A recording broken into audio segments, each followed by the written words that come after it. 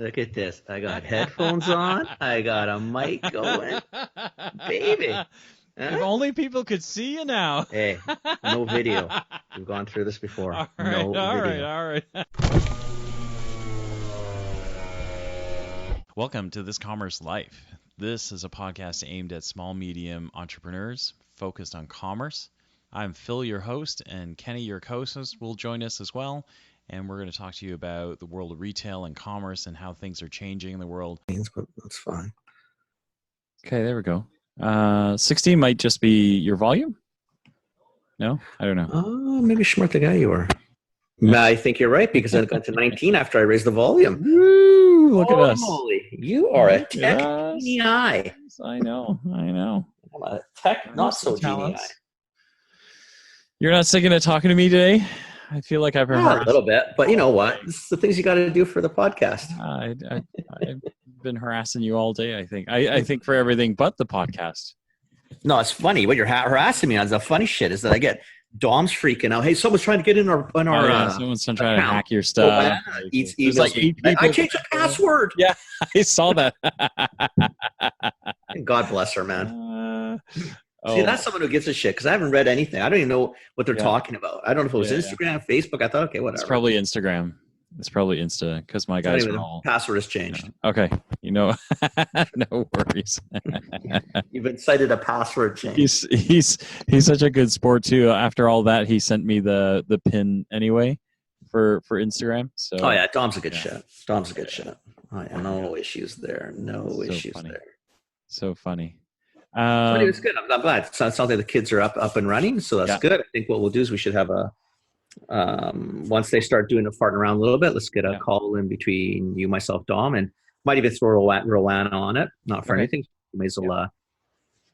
I don't want to feel like we're bypassing or moving around her, but no, you know, she's doing it, so she's going to have a feel for who's in there, and she'll know some different things. Like some things she'll be able to tell us maybe what pictures are working and not working. Blah blah blah blah blah. Yeah. So, anyway, I'm happy. It's all good. It's all good on the hood. No, it's good. It's good. All good on the hood. It's good. Yeah. Centennial. I mean, I think if you're joining us, Kenny and I are talking about, my Centennial kid's taking over his social stuff, which we talked about last week as well. And it's in full swing now. I literally have been harassing poor Kenny all day. Literally, he woke up with me. And then, I woke up at a distance, 3,000 miles, just in case anybody's thinking Kenny's not that there's anything wrong with that. Wait a second. Not that there's anything wrong with that. Just clarifying. Yeah. So I'm doing all that.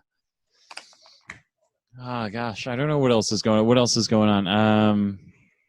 I'm talking to a new client on Friday, someone else in the pet space. So that should be pretty interesting.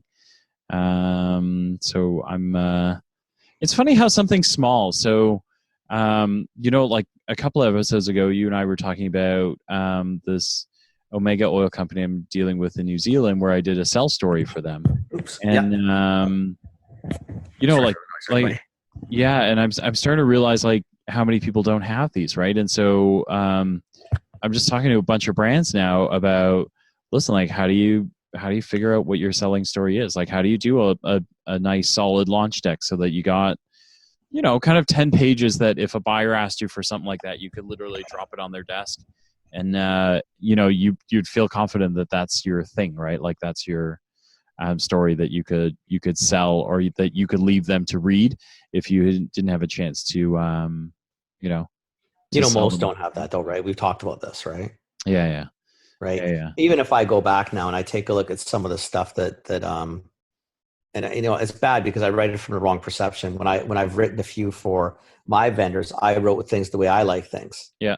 Right. And you've presented to me before in the old days. So, my world was basically, front page, don't need, I already know you're there. Yeah. Introduction, don't need, I already know who you are. Yeah. Hit the highlights, give me the last page. So like page. So it's kind of probably not the best way to go in with someone new thinking, people do like a little bit of the story, et cetera. So now I'm starting to, I'm going to have to fluff mine up a little bit too. Not crazy, but just a little bit of, Yeah. Yeah.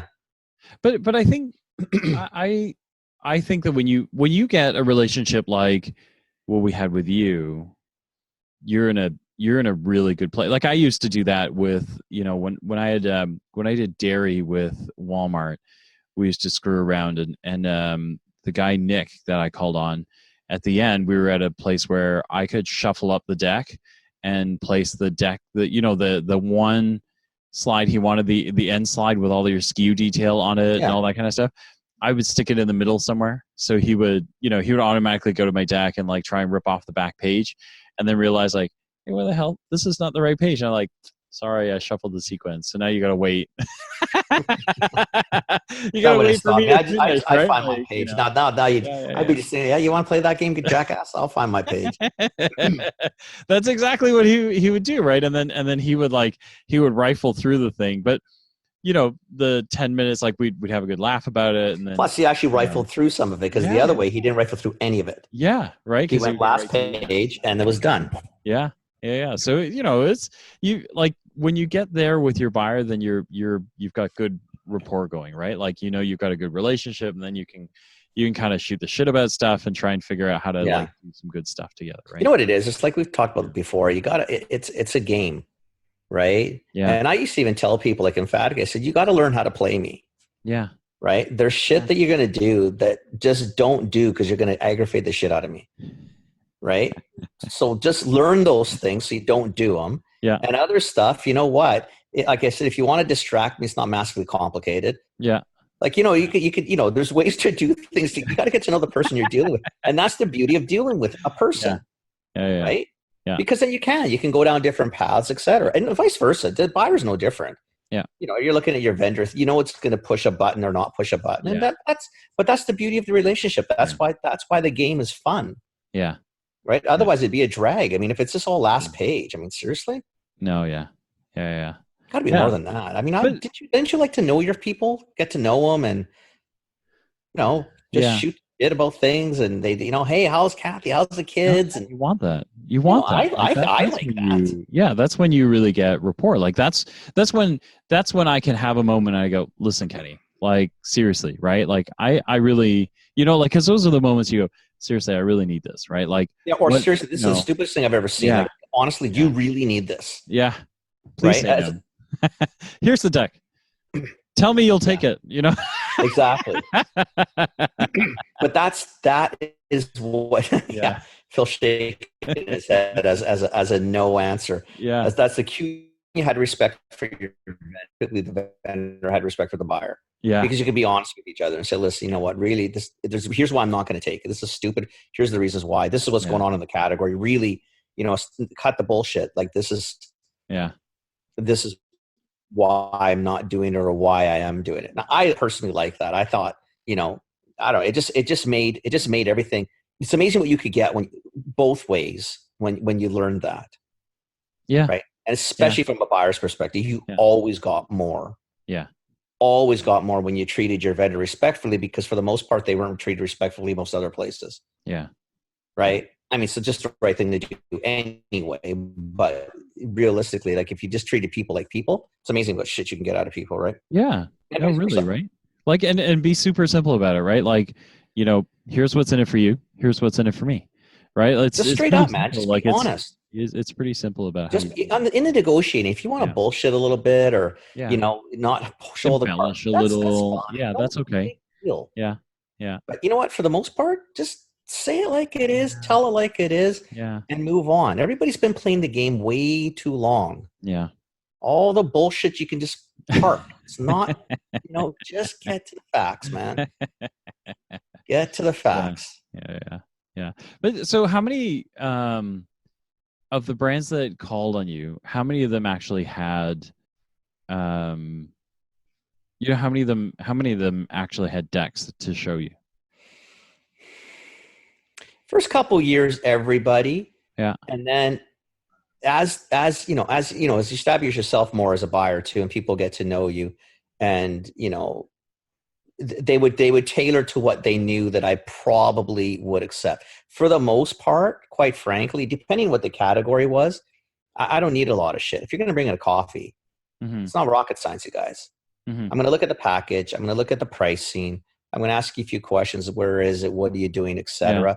Yeah. But for the most part, it's going to be a lot of gut feel, and not gut feel like just willy nilly. It's, you know, based on, I know what's going on. Yeah. If it's a new drug, and there wasn't many of those, but, you know, you might think, okay, how does this, you know, so why is this molecule coming out on the floor? Yeah. Is it old? Is it new? Like, what are we going to do? Yeah. How much is our money behind it? Yeah. Is Pfizer You know what? pushing it? Is J&J pushing? Like, then you wanted to know stuff. That might be a deck. Were you still doing OTC when naproxen came out? When Aleve? I was doing OTC when naproxen. I was doing OTC when Voltaren came out. Naproxen, what did I need for naproxen? You know what I needed? Nothing. Yeah. Aleve had been in Canada 15 years, 20 years prior, and it's been in the States. It was a no big deal. Yeah. When Voltaren came out, I needed a little bit more because I didn't understand. I didn't know what it was. Yeah. Voltaren was, I love Voltaren. I mean, I was such a big fan. A lot of people do. Yeah. But Aleve was easy. I mean, it's just another NSAID. Who cared? I mean, whatever, right? Yeah. That one was just more the money. You just knew that you could probably get a few pennies out of Bayer on the launch because they needed it. Yeah. More so than then you put the fear of God in them, right? Like, look, don't screw around with pricing, right? Like at that point, Tylenol and Advil had, you know, were screwing around with you know, dropping all their feature pricing and all that kind of stuff, right? So when Bayer came in with naproxen, you were like, listen, stop fucking around with the price, right? Like, everyone's gonna buy for it all of us to make money here. So, you know, like, you start dropping, I'm going to be pissed, right? Like, and we could give the consumer a fair, what the price should be. Yeah. You know, so that the whole system works. Because, like, you know what Tylenol is like. You can think, seriously? Oh my God. Why am I losing money on Tylenol? Yeah. That's stupidity. Yeah, no, like, why are we even featuring this, right? Like, why are we going so deep? Like, 10%, you know, is more than enough. Like, and even if I don't want to do 10, like, I could just call it out on shelf and people will buy it, right? Like, so why do we keep competing on this stuff? I think a lot of that was because Costco used to be so cheap, right? Yeah. They had that 400 count. Yeah. 500 milligram, right? Yeah. And then, you know, all of us, we think, well, fuck, I mean, what do you want me to do, man? Yeah. You know, they're pricing that like I would price house brand. Yeah. You know, come on. I need, you know, I got to move some tonnage too, right? Oh my gosh. But you know, anyway, and then I get, you know what? Yeah, what you're hearing is two buyers getting cranky because of competitive. So what we're talking about is like, in the old days when you ran OTC, over-the-counter drugs, they were like the big anchor brands for everything was Advil and Tylenol, right? You know, like very standard pain relief sort of stuff. And like, this stuff moves like water, right? Like it's, you know, everybody needs it. Everybody needs it in their household. Everybody buys it, you know, and, but what would happen is, you know, you kind of knew the price point, you know, there's a pill count, you know, whether it's 30s, 50s or whatever the number is, you know, there's a price point where everybody buys it. Let's say it's $9.99. And what would happen is you know, you're kind of like happily selling it for $9.90. So let's say I'm still at Target, Kenny's at London, right? Like, we both got it on for like, he'd have it on, you'd have it on for like $9.99. I'd have it on for $9.97, right? And then, whatever. You know, and so what would happen is Walmart would come in and go, hey, $8.97 this week, right? And you're like, what are you doing, right? Like, why would you take $1 off this thing? Like, there's no reason to do this because everyone was happily buying this stuff, right? But then and then Loblaws would come out, hey, $5.99 just for funsies. Loblaws would be like, well, seriously? Screw you guys, right? And then like guys like us, you would get cranky, right? Because I'm doing a nice business, you know, we're all getting a share of the tonnage, you know, we're doing a nice profit. And all of a sudden, I got to take all the profit I made over the last 6 months and dump it into a super low price point because I can't afford to have my consumer run away to, you know, a Walmart or a Loblaws to buy the stuff. And then Kenny would then, you know, like, we wouldn't talk about it because that's illegal. Well, that's illegal. You can't, it's not price fixing. No. You know, what it is though, as a buyer, what are you doing? You're scanning the market to see. And the problem is when it's big guys that are in our markets and next door to us or a block away, you can't look like an idiot. No. So then you're kind of thinking, well, either I can stay at the high price. Yeah. And what I don't need is my consumer now getting used to going to the other guy and not coming back, or I just drop my price and I play the game. Yeah. And then you try and, you know, and then that's when you see buyers get really cranky, right? Yeah, like, so if you're wondering why a buyer's cranky, stupid. That's that moment, right? Because we're like, fuck, right? Like, now I got to get in this game. Like I have 6 months of healthy profit. I'm not yelling at the Tylenol guy. Now I got to go yell at the Tylenol guy, and I got to lose all my profits. And then I got to explain why I lost on tonnage and profit. Yeah, right? and So, it's just, and for what? Yeah. For a commodity that you're going to buy anyway. Yeah. Like I can understand if you want to go after the milk person once in a while or whatever. Okay, I get it. It's like an everyday purchase, but even a Tylenol user, if you're a hardcore Tylenol user, you were buying the 200 count or 400 count from Costco. Yeah. So you weren't at any week every way. So what's the difference? If it was $9.99 or $8.99, leave it at $9.99. Yeah. Well, everybody can make a few extra pennies. Yeah. It's better for everybody. And then for all the consumers out there who get pissed at that, well, think about it. That's what employs people too. Yeah. People get employed on the profits that companies make, not the sales dollars. So if the sales dollars are low and there's no profit, you're laying people off. Yeah. So what? So you can buy Tylenol, 4 times a year at a price that's stupid anyway? Well, I mean, really? Yeah. Yeah. So be competitive on stuff that makes sense. Crazy. Holy shit. So if you're watching the YouTube, if you're not watching the YouTube, this is when you want to watch the YouTube, because this is when we actually, this is probably one of the very few moments that we get really cranky, even though we're no longer buyers. But this is the sort of shit that, like if you walk in, your buyer's cranky, think about any price competition that you just saw. It's probably what set them off. Most likely it's something that some other retailer's doing that's dumb. Yeah. It's just stupid. Yeah. Because it's not the right commodity. Yeah. Again, you want to beat the shit out of a cereal. Yeah. Like a Rice Krispies. Well, you know what? It's a commodity. Yeah. I mean, OTC should not be commodity. OTC is bought, need driven. Yeah. You have to have it. And you're right. Most homes have Tylenol or Advil in it, or acetaminophen, ibuprofen. Most. Yeah. Because pain is still the number one reason why people visit doctors. Yeah. Period. Yeah. So anyway, so if you're ever wondering what happened, if you're ever wondering why your buyer's cranky, what I would do is probably hit a flyer before you go in to see your buyer, and I would. Category that you're in. That is probably why they're cranky is because somebody is leaking profit right out of their, their P&L and and for no brilliant reason. No great reason. Right. Yeah. Anyway. Yeah. That's retail. You can't control the price and you can't do any, you just let it go. And I think, the other component is, I think what makes you cranky is because, we're all pretty competitive, right? And so as a buyer, you know who's running the other desks, right? Like the other, when I was on over the counter, you knew that, who was running it at Walmart, you knew who was running it at Loblaws, but you can't call them, right? And so you're literally yelling at your own screen going, "What are you doing? Sean, stop doing that," right? Like, what is wrong with you, right? Yeah. Like, and then when the when the brand comes in, it's the first phone call you make. You got to get in here. Like, what the fuck is going on? Exactly. Like what's going on? Out, right? Like, yeah. Anyway, it's all part of it. Like I said, I mean, and that people have to understand is you can't do anything about it. You can't phone the other buyer because that's you're colluding and your price fix. You can't do that shit. So basically, what you do what Phil said. You just yell at the computer. Yeah, I mean, you look like a complete moron. Monday mornings, you have everybody's doors closed and everybody's yelling, but not talking to anybody. They're just yelling at screens and throwing shit. Yeah. Right. But it is. Like if you're gonna send stuff, I wouldn't. Actually, how if you're a vendor, this is how you know if your week's gonna be good. Is if you don't get a call Monday morning. Yeah, you're probably safe. You're safe because they're busy yelling at somebody else, right? Yeah, most likely. And I even got to point. Did you actually phone? I never phoned after a while. You know what I used to do? Yeah. I used to get so angry. Yeah. Like I wouldn't call anybody. I didn't yell at anybody. I'd sit there and just discontinue something. Just out of sheer frustration and just being pissed off, like thinking, seriously? I would, what I would do? I would cut orders. Oh, I've done that. Or something like that where you know what orders. You think, okay, you know what? Yeah. I'm going to save you from the screaming, which isn't going to do anybody any good except make me feel better for a minute. Yeah. And then be more angry later when I know nothing's going to change. Or I'm going to do what you did. I stopped by something. I cut an order back a little bit. Yeah.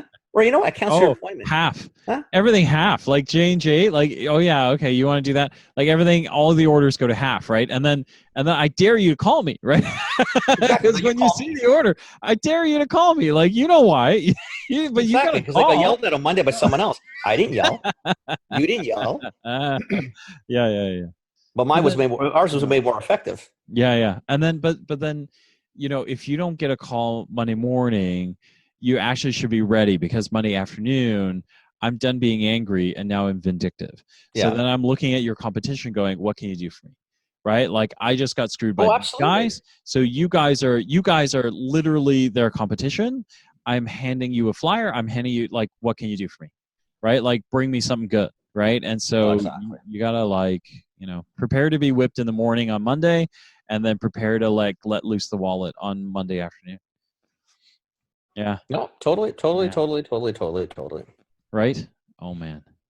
It's all the fun and games of it, though, right? But that was it was kind of it was the fun part. Yeah. The fun part of what you did, and for the most part, luckily, that was 1% of the job. The other 99 was actually just a hoot, right? I liked it. I really enjoyed what I did. I think I've said it before on the show. Yeah. I had wicked people that I worked with. I had great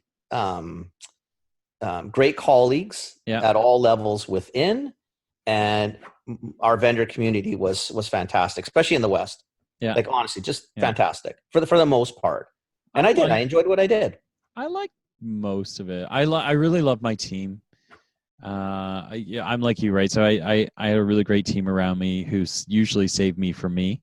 More times than not, thank Christ. Oh my gosh. And then Christ, the company should be thankful on that one. Oh my God. Yeah, totally. Yeah. And then I liked picking product. I hated doing, all that inventory bullshit and like working through markdowns and all that. I hated that stuff, but I like the buying part. It still was okay. And it depends on who you're with, like, because you were always with public companies. See, we were private. Yeah. Oh, right. Okay, yeah. So the family was awesome to work with. Okay. And then our bosses, like, I remember, like, when Win was there, or even Clint or Rob, like, honestly, they just stayed out of your face. They let you do your thing. Yeah. Like, they actually got it. Like, as bosses, you know what? It was kind of, they just let you go. Yeah. I mean, obviously had guardrails and shit to go, but they weren't, it wasn't like a quarterly run down the hall and everybody's yelling at everybody. Yeah. Maybe sometimes Win used to do that. But the other two didn't really do that. The other two would come down when they really needed to.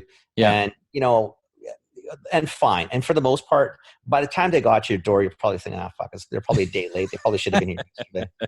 Whatever. Yeah. Sorry, sir. You kind of knew it's probably your fault somewhere in that mess, right? I mean, you wouldn't admit. I can admit it now because who cares? I'm not there. I wouldn't admit it then. I would have said it was their fault, but Oh no, I'm the best for that. Like, it's the best deflator, right? Like, they show up and I go, "You're right. I'm sorry." Yeah, I used to. Whatever I takes all the steam out of everything, right? And they're like, it probably was me, and really, quite frankly, whatever. Who cares? Yeah.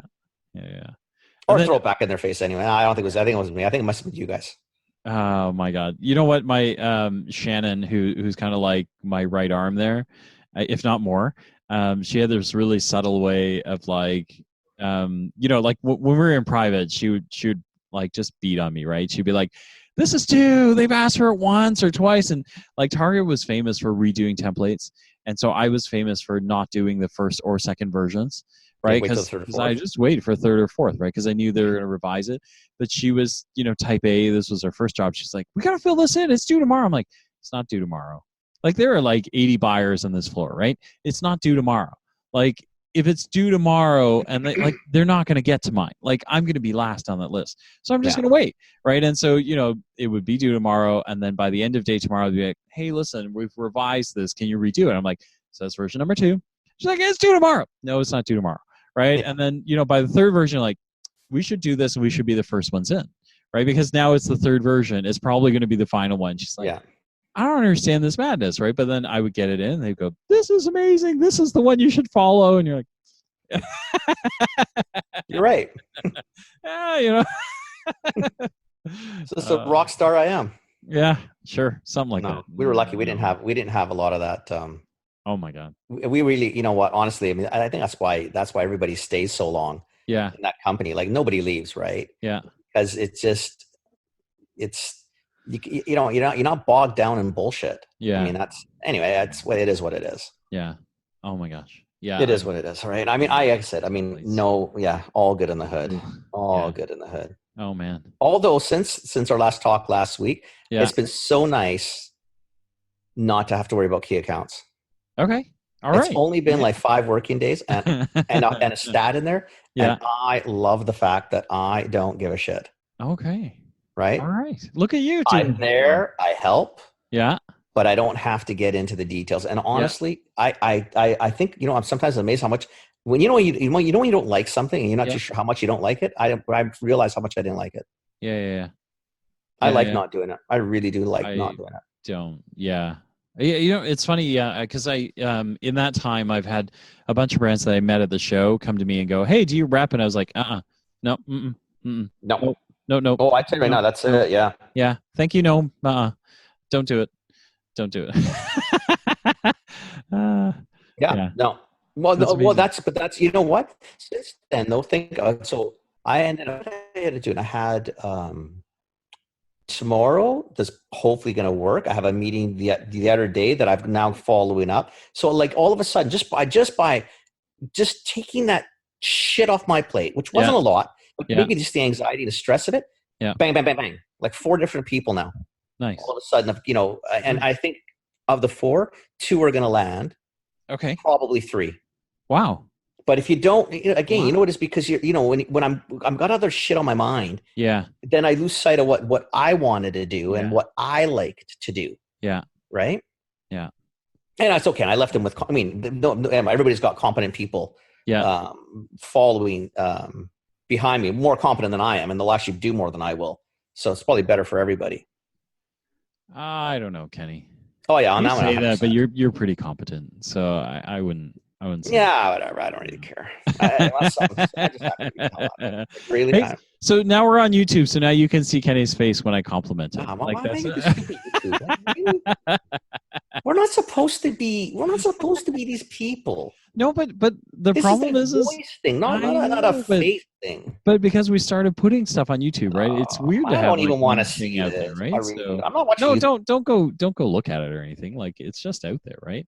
If anything, it's for SEO more than it is for actually people to see us. So one day it's gonna go negative SEO. Nobody's gonna come back. Anyway, whatever. Do whatever you want. Man. Look at us. We went down memory lane, like kicked around the buyer thing for a little bit. That was kind of cool. Like that was kind of cool. No, it's all good in the hood, buddy. It's all good in the hood. Like I said, I enjoyed that. I did enjoy the old days like that too. Yeah. But now it's different, right? If someone phoned me today and said, "Hey, I haven't talked to him in a while. How's it going? How you liking it?" I said, "Oh, I love every minute of it." Yeah. Love every minute of it. Yeah. I said, I honestly do not. I mean, outside of the people, I really. It doesn't mean anything to me. Okay. Right. I mean, the people are always the people. I thoroughly enjoyed where I was. Yeah. That way, but no, I it's like anything. I think you and I've talked about this ad nauseum on the show. You get up, and if you don't want to do A today, do B. Yeah. You know what? Sometimes I think today was it was a sunny day. I was just getting frustrated at lunch. I have Amelia's convertible. It's a sunny day. Yeah. I went for a drive for a half an hour. Nice. In the middle to 2:00. Why? Because I can. So great.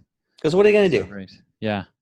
Yeah. Who's going to fire you? Nobody. Right? Nobody. But that's this. So you kind of, and I know it's a stupid little thing because now we're both going to be, we're recording this early tonight, but we're going to probably be up to midnight, 1 o'clock, 2 o'clock in the morning working. But that drive was worth every freaking every late night.